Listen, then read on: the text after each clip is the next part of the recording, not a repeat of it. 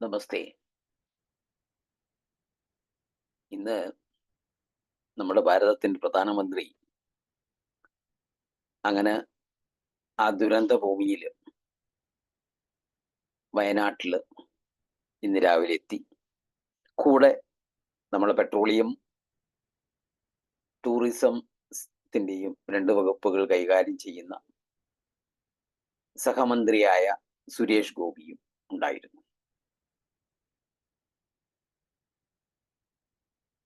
നമ്മളെ സഹോദരന്മാരെ, നമ്മളെ വയനാട്ടിലെ നമ്മളെ സഹോദരി സഹോദരന്മാരെ ചേർത്ത് പിടിക്കുവാൻ വേണ്ടിയാണ് പ്രധാനമന്ത്രി ഇന്ന്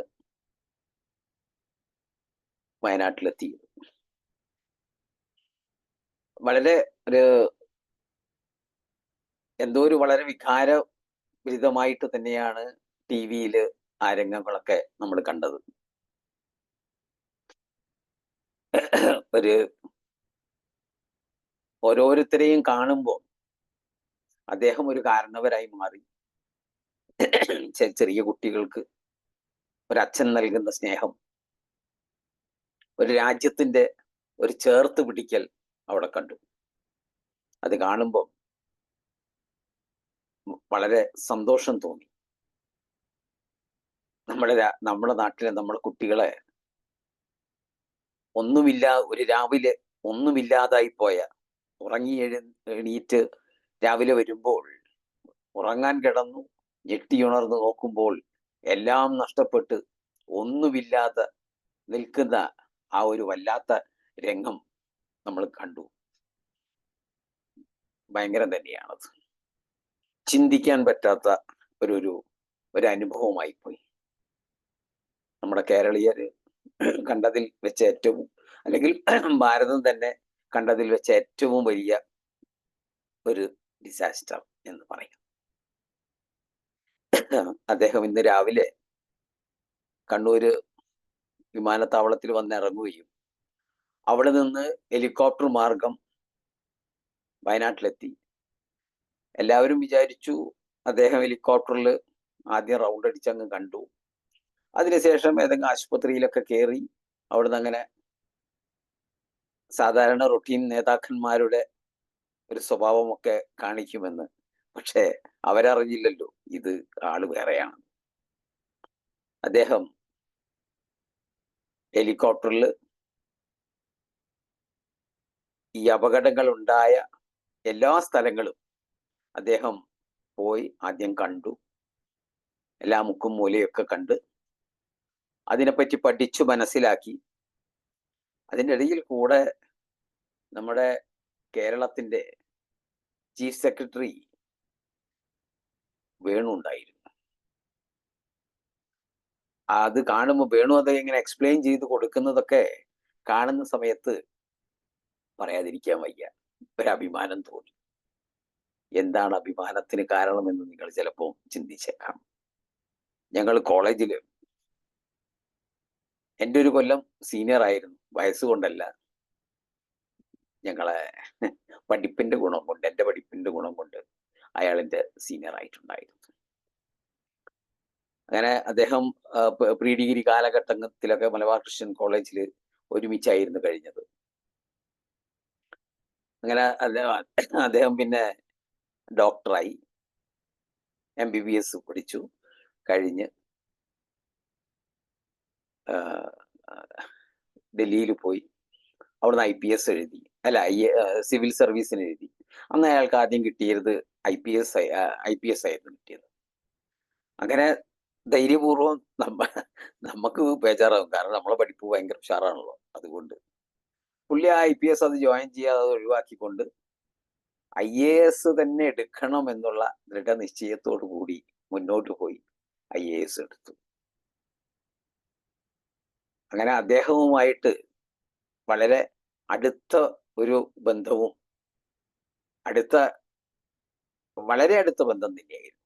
കാരണം ഞങ്ങൾ പ്രീ ഡിഗ്രി ഒക്കെ പഠിക്കുന്ന കാലത്ത് ഞങ്ങൾ ക്ലാസ്സുകളിലൊക്കെ പോകുന്നതൊക്കെ വളരെ കുറവായിരുന്നു.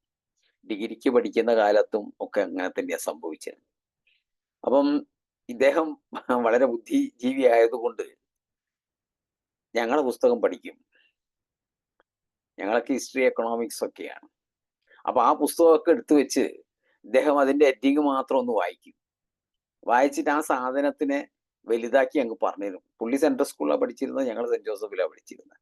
അതുകൊണ്ട് ആ സെൻട്രൽ സ്കൂളിന്റെ ഒക്കെ ഗുണമായിരിക്കണം അദ്ദേഹം അതങ്ങനെ വായിച്ച് ഒരു 5 മിനിറ്റ് കൊണ്ട് പിന്നെ അതെന്താണ് എന്നുള്ളതിന്റെ ഒരു കഥ ഞങ്ങൾക്ക് ഇങ്ങനെ പറഞ്ഞു തരും. അദ്ദേഹത്തിന്റെ വീട്ടിൽ വെച്ചിട്ടായിരുന്നു അതുണ്ടാകാറ്. ആ കഥ കേട്ട് കഴിഞ്ഞാൽ അത് പിറ്റേ ദിവസം എക്സാമിന് വന്ന് എങ്ങനെയോ എഴുതും. എഴുതി ഞങ്ങളെ ഇംഗ്ലീഷായിട്ട് അങ്ങ് കൂട്ടിച്ചേർത്ത് ഒരൊറ്റ വലിയൊരു സാധനം അങ്ങ് എഴുതി വിടും. എഴുതി വിട്ടാൽ ഒരു പാസ് മാർക്ക് ഉറപ്പാണ്. അങ്ങനെ ഒരു കാര്യം കൂടി അദ്ദേഹവുമായിട്ട് അങ്ങനെ ഒരു ബന്ധവും കൂടി ഉണ്ടായിരുന്നു. എൻ്റെ വിദ്യാഭ്യാസ കാലഘട്ടത്തിൽ ഞാനൊക്കെ കുറച്ച് മുന്നോട്ട് പഠിച്ചു മുന്നോട്ട് പോകാൻ എന്നെയൊക്കെ സഹായിച്ചിരുന്ന ഒരാളായിരുന്നു.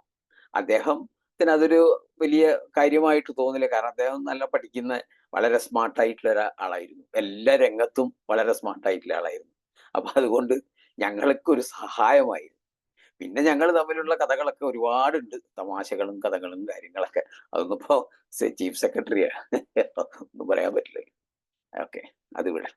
പക്ഷെ അപ്പൊ അവിടെ പ്രധാനമന്ത്രിക്ക് ഇതൊക്കെ എക്സ്പ്ലെയിൻ ചെയ്ത് കൊടുക്കാൻ വേണ്ടി ആദ്യ അവസാനം ഉണ്ടായിരുന്ന അദ്ദേഹത്തിനെ കാണുമ്പോൾ ഒരു അഭിമാനം തോന്നി.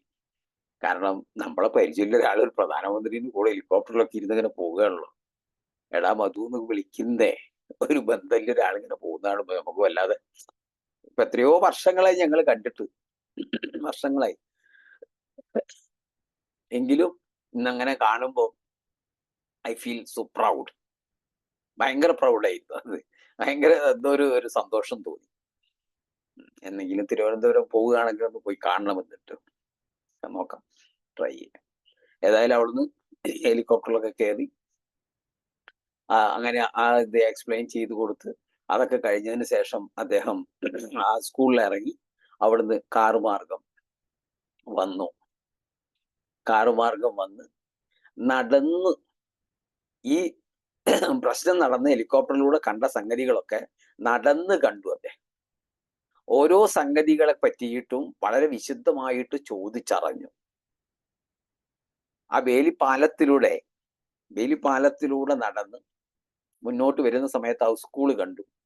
ആ സ്കൂളിനെ പറ്റി അദ്ദേഹം ചോദിച്ചു. ആ സ്കൂളിൽ ഇനി നമുക്ക് എന്ത് ചെയ്യാൻ പറ്റും? ആ സ്കൂളിലെ കുട്ടികളെ കഥയാണ് അദ്ദേഹം ആദ്യം ചോദിച്ചത്. അവിടുത്തെ കുട്ടികൾക്കൊക്കെ എന്ത് സംഭവിച്ചിട്ടുണ്ട്? 10, 35, 40 പേര് ഏകദേശം മരിച്ചു പോയിട്ടുണ്ട്. അല്ലാതെ ജീവിച്ചിരിക്കുന്നതും ആ മാതാപിതാക്കൾ മരിച്ചു പോയതും ഒക്കെ ആയിട്ട് പല കഷ്ടതകൾ അനുഭവിക്കുന്ന ഒരുപാട് കുട്ടികൾ ബാക്കിയുണ്ട്. കുറെ കുട്ടികളെയൊക്കെ വേറെ സ്കൂളുകളിലേക്കും അങ്ങോട്ടും ഇങ്ങോട്ടൊക്കെ മാറ്റിയിട്ടുണ്ടാവും, തുടങ്ങിയിട്ടുണ്ട്. കേരള സർക്കാരും അതിനുള്ള പണികളൊക്കെ ചെയ്യുന്നുണ്ട്. അപ്പൊ ഏതായാലും ആ ഒരു സമയത്ത് അവിടെ വന്ന് കുട്ടികളെ പറ്റി ചോദിക്കുന്നു. കുട്ടികൾക്ക് എന്ത് സംഭവം, ആ കുട്ടികളെ നമുക്ക് എങ്ങനെ പുനരധിവസിപ്പിക്കാം എന്നുള്ളതിനെ പറ്റിയിട്ട് ആലോചിക്കാൻ വേണ്ടി പറയുന്നു. അപ്പൊ അവിടെയുള്ള ഓഫീസർമാര് അതിനുവേണ്ടി ചിലവരെ മോഹൻലാലൊക്കെ പറഞ്ഞിട്ടുണ്ടാവും, സ്കൂളിനെ നന്നാക്കാം, 3 കോടി കൊടുക്കാം എന്നൊക്കെ പറഞ്ഞിട്ടുണ്ട്. അപ്പൊ അതിനെ പറ്റിയിട്ടൊക്കെ ആയിരിക്കണം പറഞ്ഞ് മനസ്സിലാക്കി കൊടുത്തിട്ടുണ്ട്. അദ്ദേഹത്തിന് മനസ്സിലാക്കി കൊടുക്കുന്നു. അതുകൂടാതെ അങ്ങനെ ആ ദുരന്ത ഭൂമിയിലൂടെ എല്ലാ സ്ഥലങ്ങളും പോയി കണ്ടു, മനസ്സിലാക്കി, പഠിച്ചു. വേണു, സെക്രട്ടറി വേണു തന്നെ എല്ലാ സംഗതികളെ പറ്റിയിട്ടും വളരെ ഡിജിറ്റലായിട്ടുള്ള വലിയൊരു ഫയല് തന്നെ അദ്ദേഹത്തിന് ഏൽപ്പിച്ചിരുന്നു. അദ്ദേഹത്തിന് അത് കാണാൻ പറ്റി. അതുകൂടാതെ ജോർജ് കുര്യനും സുരേഷ് ഗോപിയും ഒക്കെ ഇവിടെ വന്ന് ഇതിനെ പറ്റിയൊക്കെ പഠിച്ചിട്ട് അദ്ദേഹത്തിന് ഇതിനെ പറ്റിയിട്ടുള്ള എല്ലാ റിപ്പോർട്ടും കൊടുത്തിരുന്നു. ആ റിപ്പോർട്ട് പ്രകാരം തന്നെയാണ് എല്ലാ സ്ഥലങ്ങളും പോയി കണ്ടിരുന്നത്. അങ്ങനെ അവിടെ നിന്ന് ഇവരെ കുറച്ച് ആൾക്കാരെ പോയി കണ്ടു. ഭയങ്കര വികാരം തോന്നുന്ന ഒരു രംഗനായി അത്. വല്ലാത്ത ഒരു ഇതായിരുന്നു. ഒരാൾ അതൊക്കെ അയാൾ പറയുന്നത്, എനിക്കിനി ഒന്നും വേണ്ട, എൻ്റെ എല്ലാവരും മരിച്ചെല്ലാം പോയി. എൻ്റെ ജീവിതത്തിൽ ഞാൻ എന്തൊക്കെ സമ്പാദിച്ചിട്ടുണ്ട് അത് മുഴുവൻ നഷ്ടപ്പെട്ട് ഇനി ഒന്നുമില്ല. എൻ്റെ കുടുംബവും പോയി, ഞാൻ ഒറ്റയാണ് ഇനി. ഇവിടെ നിന്ന് ഇറങ്ങി ചെല്ലുമ്പോൾ ഞാൻ ഇനി എന്ത് ചെയ്യുമെന്ന് എനിക്കറിയാതിരിക്കുകയായിരുന്നു. പക്ഷേ ഇന്ന് പ്രധാനമന്ത്രി വന്ന് ഞങ്ങളെ തോള് തട്ടിക്കൊണ്ട് ഞങ്ങളോട് നിങ്ങളെ കൂടെ ഞാനുണ്ട്, ഞങ്ങളുണ്ട്, രാജ്യമുണ്ട് എന്ന് പറഞ്ഞപ്പോ എനിക്ക് ഇനിയൊന്നും വേണ്ട, എല്ലാമായി, എനിക്ക് സന്തോഷമായി എന്ന് അദ്ദേഹത്തിന്റെ ഉള്ളിൽ നിന്ന് ഹൃദയത്തിൽ തൊട്ടുകൊണ്ടുള്ള ഒരു ഒരു ഒരു പറച്ചിലാണ് അവിടെ കണ്ടത്. അങ്ങനെ ഓരോരുത്തർക്കും ഓരോ കുട്ടികളും ഓരോരുത്തരെയും അമ്മമാരെയും എല്ലാരെയും പോയി കണ്ടു. എല്ലാവരെയും കണ്ട് തലക്കൊക്കെ തൊട്ട് ഇതാക്കി തലോടിക്കൊണ്ട് എല്ലാവരെയും ആശ്വസിപ്പിച്ചുകൊണ്ട് പോകുന്ന ഒരു രംഗം വളരെ വളരെ ഒരു ഹൃദയസ്പർശമായ രംഗമായിട്ടാണ് എനിക്ക് തോന്നിയത്. ഇതിനെയൊക്കെ എതിർക്കുന്നയും ബി.ജെ.പിനെ എതിർക്കുന്നയും മോഡിയെ എതിർക്കുന്ന ആൾക്കാർക്കൊക്കെ ചിലപ്പോൾ ഈ സമയത്തും ഈ ഈ ഒരു സമയത്തും ക്രൂരമായിട്ട് ചിലപ്പം പറയാൻ പറ്റുള്ളൂ. പിന്നെ ഈ ഡിസാസ്റ്ററിലെ ഇങ്ങനത്തെ ഈ പ്രശ്നങ്ങളൊക്കെ ഉണ്ടാകുന്ന സമയത്ത് അതിനെയൊക്കെ കൈകാര്യം ചെയ്യാനുള്ള പ്രത്യേക ഒരു പാടവം തന്നെ അദ്ദേഹത്തിനുണ്ട്. കാരണം അദ്ദേഹം ഗുജറാത്തില് 1990-ലാണത് അല്ലേ?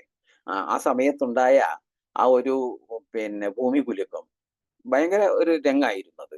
അത് ആലോചിക്കാൻ പറ്റാത്ത ഒരു വല്ലാത്തൊരു സ്ഥിതിവിശേഷം. ആ സമയത്ത് ഒരു ചെറിയൊരു ഏതൊക്കെ സ്കൂട്ടറോ സൈക്കിളോ എന്തോ എടുത്ത് പോയിട്ട് ഓരോ സ്ഥലങ്ങളിൽ പോയിട്ട് അതിനെയൊക്കെ പറ്റി പഠിച്ച് ഒരു വളണ്ടിയർ ആയിട്ട് അദ്ദേഹം പ്രവർത്തിച്ചിട്ടുണ്ട്. അത് കഴിഞ്ഞിട്ട് അദ്ദേഹം മുഖ്യമന്ത്രി ആയതിനു ശേഷവും അതിനുവേണ്ടി പ്രയത്നിച്ച് അവിടെയുള്ള പുരോഗമനം മുഴുവൻ ഉണ്ടാക്കി ഇന്ന് കാണുന്ന ഗുജറാത്ത് ആക്കി മാറ്റിയതിന്റെ ഒരു കാരണക്കാരൻ കൂടിയാണ് അദ്ദേഹം. വേറെ പല സ്ഥലങ്ങളിലും ഇങ്ങനെ സംഭവിച്ചു കഴിഞ്ഞപ്പോ ഇതിനെയൊക്കെ കൂട്ടിച്ചേർത്തുകൊണ്ട് ഇതിനെയൊക്കെ വെച്ച് മുന്നോട്ട് പോകാനുള്ള ഒരു പ്രത്യേക കഴിവുള്ള ഒരു ആള് തന്നെയാണ് അദ്ദേഹം എന്നുള്ള കാര്യത്തിന് യാതൊരു സംശയവുമില്ല. അതുകൊണ്ട് അദ്ദേഹം ഓരോ സ്ഥലത്തും പോയി ഓരോരുത്തരെയും കണ്ട് ഓരോരുത്തരോട് സംസാരിച്ച് എല്ലാവർക്കും സമാധാനം കൊടുത്ത് അത് കഴിഞ്ഞ് ആസ്പത്രിയിലേക്ക് പോകുന്നു. ആസ്പത്രിയിൽ കിടന്ന് പരിക്ക് പറ്റിയവരെ പോകുന്നു. അവരെയും കണ്ട് സമാധാനപ്പെടുത്തിക്കൊണ്ട് അദ്ദേഹം നമ്മുടെ വയനാടിന്റെ കലക്ടറേറ്റിലേക്ക് പോകുന്നു. കലക്ടറേറ്റിൽ പോയി സിവിൽ സ്റ്റേഷനിൽ പോയി അവിടെ സംസാരിക്കുന്നു. അവിടെ സംസാരിച്ചുകൊണ്ട് അവരായിട്ട് വളരെ ഇത് ബന്ധപ്പെട്ട് സംസാരിക്കാൻ സാധിക്കുന്നു. അങ്ങനെ അതൊക്കെ ഒരു അവര് സംസാരിച്ച് അദ്ദേഹം എല്ലാ കാര്യങ്ങളും അവിടെ നമ്മുടെ ചീഫ് സെക്രട്ടറി എല്ലാ സംഗതികളും വിശദീകരിക്കുന്നു. അത് കഴിഞ്ഞ് മുഖ്യമന്ത്രി വിശദീകരിക്കുന്നു. ആ മുഖ്യമന്ത്രി വിശദീകരിച്ചതിന് ശേഷം പ്രധാനമന്ത്രി ആ സംഗതികളൊക്കെ ഏറ്റെടുത്തുകൊണ്ട് നിങ്ങൾ എന്ത് വേണമെങ്കിലും ചെയ്യണം. എന്ത് ആവശ്യമുണ്ടോ അതൊന്നും മടിച്ചു നിൽക്കാതെ ജനങ്ങൾക്ക് വേണ്ടി നമ്മുടെ വയനാടിലെ ഈ ദുരന്തം അനുഭവിക്കുന്നവർക്ക് വേണ്ടി ചെയ്യണം.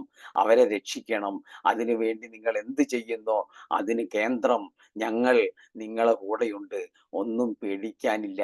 ഞങ്ങൾ നിങ്ങളെ കൂടെ ധൈര്യമായിട്ട് നിങ്ങൾക്ക് മുന്നോട്ട് പോകാം എന്ന് പറഞ്ഞ് ആണ് ഇന്ന് പ്രധാനമന്ത്രി ഇവിടെ നിന്ന് മടങ്ങിപ്പോയത്. അതേതായാലും നമ്മുടെ കേരളത്തിന് നൽകിയ ഒരു വലിയ വാഗ്ദാനം തന്നെയാണ് അത്. നമുക്ക് കേരളത്തിൽ എല്ലാവർക്കും ഒരു ധൈര്യം നൽകുന്ന ഒരു ആത്മധൈര്യം തരുന്ന ഒരു പ്രഖ്യാപനം തന്നെയാണ് ഇന്നുണ്ടായത്.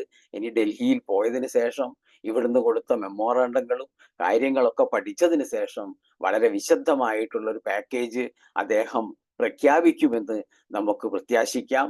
ഇത്രയും പറഞ്ഞുകൊണ്ട് ഞാൻ ഇന്ന് ഈ നമ്മുടെ നരേന്ദ്രമോദിജിയുടെ ഈ യാത്രയെ പറ്റി ചെറിയൊരു വിവരണം ഇവിടെ പറഞ്ഞു. അത് ഞാനിവിടെ അവസാനിപ്പിക്കുന്നു. നമസ്തേ.